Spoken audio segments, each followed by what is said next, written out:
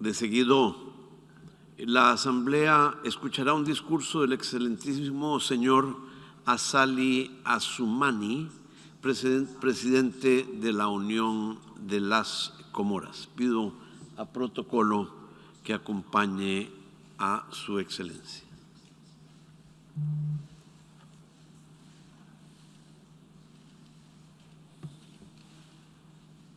Hola.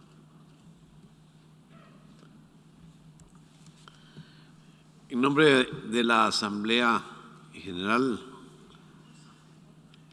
tengo el honor de dar la bienvenida a las Naciones Unidas al excelentísimo señor Azali Assoumani, presidente de la Unión de las Comoras, y le invito a dirigir la palabra a esta Asamblea General.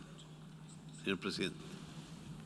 Excellences, Monsieur le Président de l'Assemblée générale, Excellences, Monsieur le Secrétaire général des Nations Unies, Majesté, Altesse, Excellences, distingués représentants des pays et des institutions en vos rangs et qualités, Assalamu alaikum wa rahmatullahi wa barakatuh. Je voudrais tout d'abord exprimer aux autorités américaines nos vifs et sincères remerciements pour l'accueil chaleureux qu'elles nous réservent chaque fois que nous arrivons dans cette belle ville de New York pour prendre part à ce grand rendez-vous annuel. J'exprime notre sincère sympathie au peuple américain qui commémore en ce mois de septembre 2021 le 20e anniversaire des attentats lâches de septembre 2001 et m'associer à l'hommage rendu aux victimes de cette barbarie. Je voudrais ensuite joindre ma voix à celle des éminentes personnalités qui m'ont procédé à cette tribune, afin d'adresser mes chaleureuses félicitations à votre Excellence, Monsieur Abdullah Shahid, pour votre brillante élection à la présidence de cette 70e session ordinaire de l'Assemblée générale des Nations unies. Ma délégation et moi-même est convaincus que vos qualités humaines et professionnelles pourront, dans le cadre de la présente session, être mises à profit pour le succès de nos travaux. Permettez-moi également de saisir cette heureuse occasion pour rendre un hommage mérité à votre prédécesseur, Son Excellence M. Volkan Bozkır, pour l'efficacité avec laquelle il a dirigé les travaux de la 75e session et s'est acquitté de sa noble charge. J'adresse enfin, au nom de mon pays et de ma délégation, notre sincère félicitation à Son Excellence M. Antonio Guterres, secrétaire général des Nations Unies, pour sa brillante réélection pour un nouveau mandat. Je voudrais lui dire également toute notre appréciation et notre reconnaissance pour son investissement soutenu, ainsi que celui de l'ensemble de ses équipes en vue de servir l'ONU, une organisation confrontée à des défis qui rendent son action de plus en plus ardue, mais toujours indispensable. Excellences, Mesdames et Messieurs, honorables assistances, cette 60e session de l'Assemblée générale de l'ONU se tient à un moment particulièrement crucial de l'histoire en marche du monde et de notre organisation. Elle se tient alors que l'ensemble des nations déploient leurs meilleurs efforts pour maîtriser et vaincre le Covid-19 et ses variantes qui, depuis bientôt 2 ans, ont mis à genoux tous les peuples du monde. Je salue au nom de ma délégation les élans de solidarité salutaire qui ont permis d'éviter le pire. En effet, après le choc des premiers jours de cette semaine, la solidarité humaine a établi et posé les bases d'une lutte qui, peu à peu, nous a aidés à reprendre graduellement le contrôle des événements. À cet égard, l'Union des Comores salue le travail efficace des femmes et hommes, savants, chercheurs et experts, et aux laboratoires pour leur investissement dans la recherche et la production des vaccins, contre ce virus et qui finalement ont réussi à donner espoir au monde. Bien sûr, nous ne saurions oublier les sacrifices consentis par ces milliers de femmes et d'hommes, de personnels de soins, toutes catégories confondues, qui, en première ligne de la bataille et au péril de leur vie, ont su trouver dans chacun de nos pays le courage et la force de braver la tempête de cet ennemi mortel. À toutes et à tous, à chacun d'eux, un grand bravo, infiniment merci. Monsieur le Président, honorables excellences, la pandémie du Covid-19 a dévasté les économies du monde et renversé les équilibres posés depuis des siècles par les États, les nations et les peuples. Elle nous a forcés et nous a appris à vivre autrement, différemment. Nous vivons depuis novembre 2019, date de son apparition dans le monde, une crise sans précédent, une véritable guerre mondiale. La pandémie a ralenté le cours de la vie, creusé davantage le fossé entre riches et pauvres, accéléré les inégalités, perturbé les équilibres de nos économies nationales. Aucune nation n'a été épargnée. La pandémie a également révélé l'ampleur de l'écart technologique entre les pays et nous a montré l'importance d'un TIC, les nouvelles technologies de l'information et de la communication, et la nécessité d'agir en urgence pour réduire ce fossé. De même, les inégalités observées dans l'accès aux vaccins soulignent la nécessité d'agir pour ancrer cet esprit de solidarité et rappellent le rôle primordial du multilatéralisme. Et voilà pourquoi c'est tous ensemble, dans une solidarité plus forte et qui accorde toute sa place au vrai sens du multilatéralisme, que nous devons agir pour reconstruire le monde et sauver les nations et les peuples.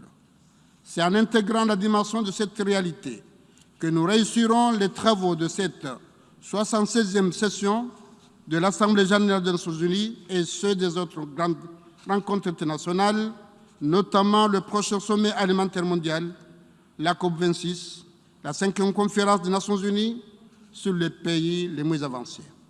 Honorable assistance, le thème de notre session touche à la réforme de notre organisation qui représente ce que nous avons tous de mieux à offrir au monde dans notre quête permanente pour une paix, une sécurité durable. Cette session nous offre ainsi une opportunité pour une évaluation des performances de notre organisation en vue de garantir une meilleure représentation des pays en développement et notamment ceux du continent africain qui, rappelons-le, renferment à la fois des zones de croissance économique dynamique, mais aussi des conflits par voie sanglants qui retardent le développement et le bien-être de leur peuple. La communauté des nations que nous sommes a le devoir de se préoccuper des problèmes qui, si elles ne sont pas résolues, feront perdre à notre organisation sa crédibilité, notamment ceux liés à la souveraineté et à l'intégrité territoriale des États. Et je réitère ainsi, au nom de mon gouvernement et du peuple comorien de ma délégation, la nécessité impérieuse d'une solution rapide, juste et équitable à la question de la Palestine, une solution que consacre le droit du peuple palestinien à disposer d'un État souverain avec Jérusalem-Est comme capitale, vivant en harmonie, en parfaite santé et sécurité avec l'État d'Israël. Et je comprends la position de certains pays frères du monde arabe qui ont renoué des relations avec l'État d'Israël.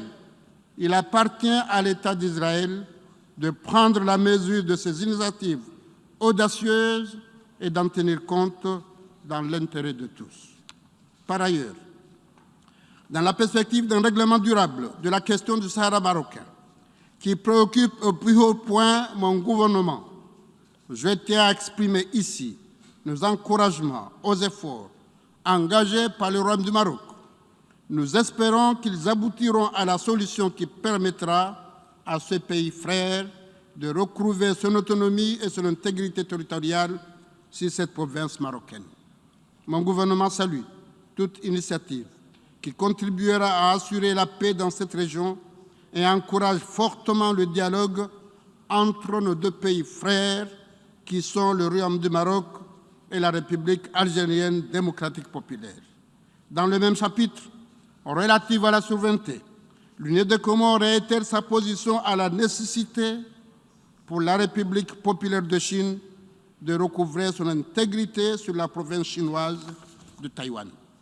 S'agissant du différend territorial franco-comorien, relative à la question de l'île comorienne de Mayotte, ce dossier a été marqué ces dernières années par une volonté de deux parties, les Comores et la France, de capitaliser les acquis de notre passé commun tout en maintenant un dialogue franc et constructif en vue d'aboutir sur la base d'un esprit apaisé à une solution définitive et respectueuse du droit international dans l'intérêt des deux pays.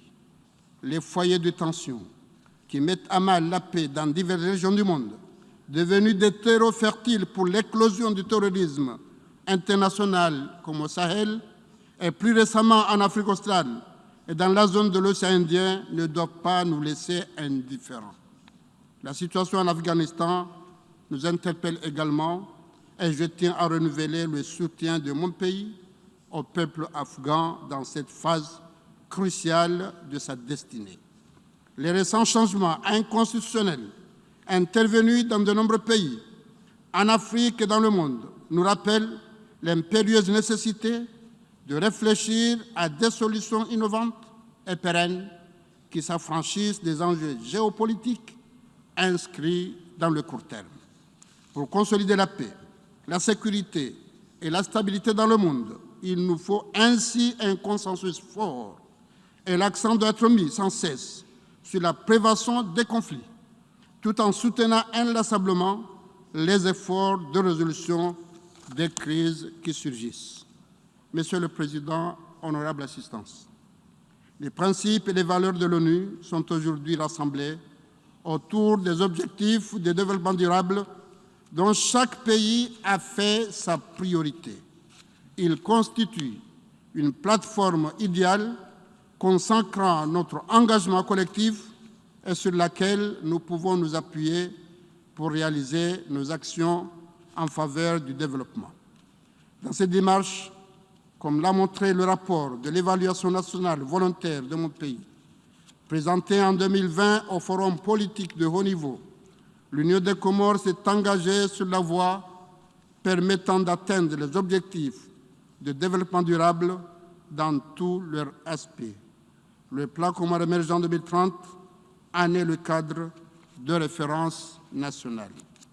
Par ailleurs, il convient de rappeler, au moment où nous abordons les travaux de cette session, que selon les études de recherche en cours, des régions entières sont appelées tout simplement à disparaître, alors que d'autres seront soumis à l'intensification des phénomènes climatiques comme les inondations, les sécheresses, les incendies, l'érosion du littoral ou l'acidification des océans, conséquence des effets néfastes de la dégradation de notre environnement.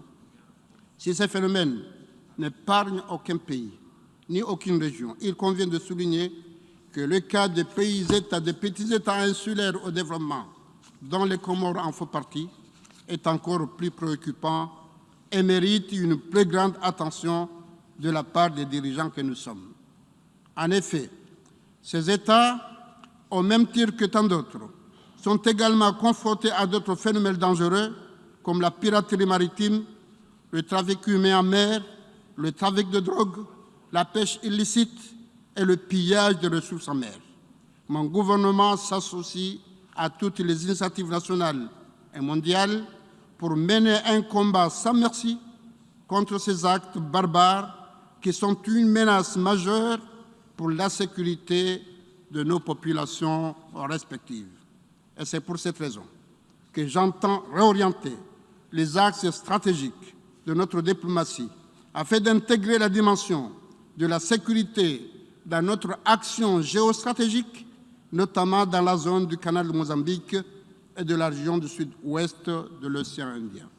Cette nouvelle vision, qui nécessite l'apport des pays environnants et de nos partenaires au développement, est devenue le socle de toute projection d'avenir dans cette partie du monde pour qui le développement d'une économie bleue durable et maîtrisée constitue un potentiel immense et vital.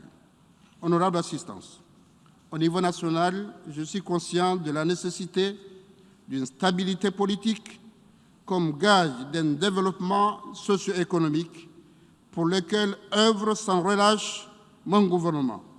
La stabilité politique, la cohésion nationale sont chères à notre pays, car elles conditionnent toute initiative.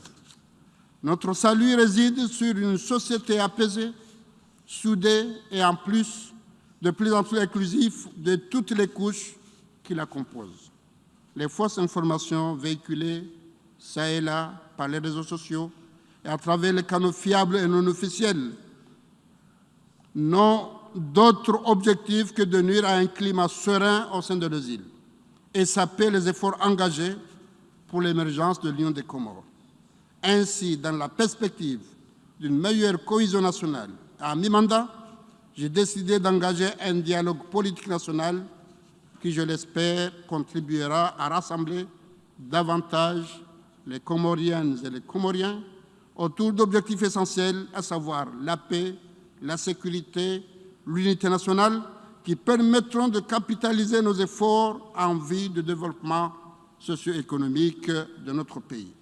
Je tiens ici à remercier la mission de l'Union africaine conduite par le commissaire paix et sécurité politique qui vient d'achever son séjour en Union des Comores et qui, durant une semaine, a pu rencontrer toutes les parties prenantes à ce dialogue, écouter tout le monde, apprécier les positions des uns et des autres et émettre des recommandations. Il appartient maintenant à tous les interlocuteurs de ce dialogue d'aller de l'avant. Et j'ai effectivement conscience que notre pays a besoin de toutes les forces vives nationales pour consolider les acquis de ces 20 dernières années en matière de droits humains et d'alternance démocratique, et ainsi avancer dans son développement.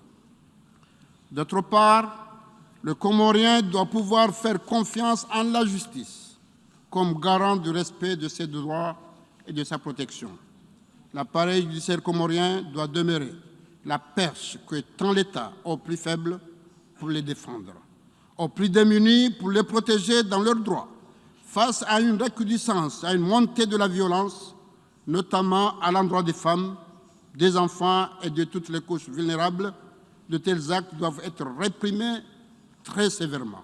Et c'est pourquoi mon gouvernement a mis en place le Conseil supérieur de magistrature, composé d'éminents magistrats de longue expérience dans leur domaine, et fait adopter la révision du Code pénal et du Code de procédure pénale pour intégrer des dispositions visant à améliorer et doter le pays d'un cadre politico-juridique adéquat. Monsieur le Président, sur le plan social, comme portateur, le Covid-19 a occupé les esprits et obligé les pays à accorder la priorité à sa gestion. L'Union des Comores en a connu 2 vagues, dont la seconde s'est montrée plus virulente. Néanmoins, la situation a été maîtrisée dans le pays, grâce aux mesures, aux dispositions prises par les autorités dans ce sens, soutenues en cela par tous nos partenaires, bi- et multilatéraux, les communautés et la société civile, que nous tenons ici à remercier infiniment. Il faut dire que même si l'Union des Comores, Dieu merci, est aujourd'hui classée dans la catégorie vert, la vigilance est à observer, surtout dans un pays insulaire, afin d'éviter une nouvelle propagation de la maladie. À ce jour, la seconde étape de vaccination est terminée. La 3e cohorte de la vaccination, qui commence bientôt, nous permettra d'atteindre l'objectif de 80% de la population cible que nous sommes fixés d'ici le début de 2022. D'autre part, les efforts considérables sont déployés par mon gouvernement pour accompagner la population dans la vie au quotidien, surtout pour être à l'abri de la crise alimentaire mondiale qui se profile comme l'une des conséquences de la conjoncture sanitaire générée par le Covid-19. Monsieur le Président, l'action de tous les partenaires au développement des Comores est à saluer. Avec le système des Nations Unies, le nouveau plan cadre pour le développement durable qui vient d'être signé pour les 5 ans à venir intègre parfaitement les priorités retenues par le plan commun émergent. Tous ces efforts conjugués du gouvernement et des partenaires bi- et multilatéraux des Comores doivent converger vers un objectif majeur, celui d'émergence du pays d'ici 2030. À ce titre, permettez-moi de rappeler ici l'organisation de la conférence des partenaires au développement des Comores en décembre 2019, qui a vu la participation de centaines de partenaires bi- et multilatéraux et du secteur privé. À l'issue de la conférence que la France a eu l'amabilité d'abriter, nous avons réussi à mobiliser des partenaires qui ont manifesté leur intérêt à accompagner la réalisation de ce plan qui demeure aujourd'hui le cadre de référence par excellence du développement de l'Union des Comores. La forte présence des partenaires des Comores ainsi que l'importance des annonces faites attestent du succès de cette rencontre historique. J'ai également à cœur la coopération de proximité avec les pays avec lesquels nous partageons un destin commun dans le sud-ouest de l'océan Indien. Avec eux, nous entendons mettre en œuvre des actions communes pour renforcer de manière significative nos liens de bon voisinage, de coopération pour le bien-être de nos peuples respectifs. Toutefois, tout cela est malheureusement émoussé par la grave crise sanitaire qui a pris de court tous les pays et pour les Comores fragilisé le suivi des engagements pris à la conférence. Aujourd'hui, la réalité est que nous devons nous rendre à l'évidence et que nous n'avons d'autre choix que d'apprendre à vivre avec ce virus. Il nous faut, en conséquence, trouver des moyens d'avancer dans nos projets retenus avant. Aussi, du haut de cette tribune, voudrais-je lancer un appel amical et fraternel à tous nos partenaires pour que nous trouvions ensemble les voies et moyens d'évoluer dans la concrétisation de nos engagements pris à Paris visant à financer les divers projets retenus dans le plan commun émergent. Ainsi, l'Union des Comores a mis en place un secrétaire exécutif chargé du suivi de la conférence des partenaires au développement qui travaillera en étroite collaboration avec les instances nationales concernées, mais également avec tous nos partenaires. Monsieur le Président, honorable assistance, au niveau régional, l'Union des Comores a, au mois de mai dernier, passé le flambeau de la présidence de la Commission de l'océan Indien à la France, à laquelle elle souhaite plein succès dans le triomphe des idéaux et des valeurs chères au peuple de l'océan Indien. Quant à la présidence comorienne de la COI, elle a été un succès et a eu le mérite de faire avancer l'organisation sous-régionale dans la démarche d'une réforme qui visait à rendre la COI plus performante, plus moderne et plus apte à répondre aux attentes des populations respectives à l'issue d'une retraite ministérielle que mon gouvernement avait pris l'initiative d'organiser à Moroni. La présidence comorienne de cette organisation régionale porte également la marque de la gestion réussie de la pandémie de Covid-19 dans les pays membres de la mise en place d'un plan régional sur l'économie bleue et d'une stratégie pour la relance des économies régionales. L'Union des Comores participe d'autre part aux efforts régionaux visant à assurer la sécurité dans la zone est-africaine, un soutien sans faille et ainsi apporter à la République sœur de Mozambique dans la lutte contre le terrorisme, un fléau qui, malheureusement, n'épargne aucun pays. La solidarité régionale et internationale doit ainsi prévaloir pour mener un combat sans merci contre ce fléau et assurer notre sécurité régionale. D'autre part, l'Union des Comores est très honorée d'assurer la vice-présidence de l'Union africaine et s'est engagée de ce fait à jouer un rôle effectif dans le sens d'aider à la promotion des valeurs nobles défendues par l'organisation continentale liées à la paix, à la stabilité, au respect des droits humains et à la réalisation de l'agenda 2063 dans tous ses aspects. la vice-présidente comorienne de l'Union africaine, travaille étroitement avec le bureau de l'organisation, notamment dans la recherche d'une solution apaisée aux différents opposants, les frères que sont la République arabe d'Égypte, la République du Soudan et la République d'Éthiopie. Excellences, Mesdames et Messieurs, notre présence chaque année ici aux Nations Unies est la preuve irréfutable de l'intérêt que nous accordons au multilatéralisme et de notre conviction sur le rôle majeur de cette organisation pour davantage humaniser le monde. Et à cet égard, je tiens à saluer le discours de Son Excellence Joe Biden, président des États-Unis d'Amérique, pour son engagement en faveur du multilatéralisme. Notre présence à tous cette année à cette Assemblée traduit en outre une détermination commune, encore plus forte et inébranlable, à agir pour le bien de nos peuples respectifs. Nous sommes là pour dire oui à tout ce qui contribuera à un meilleur équilibre du monde et dire non à ce qui serait contraire à cela et surtout non au Covid. Je vous remercie.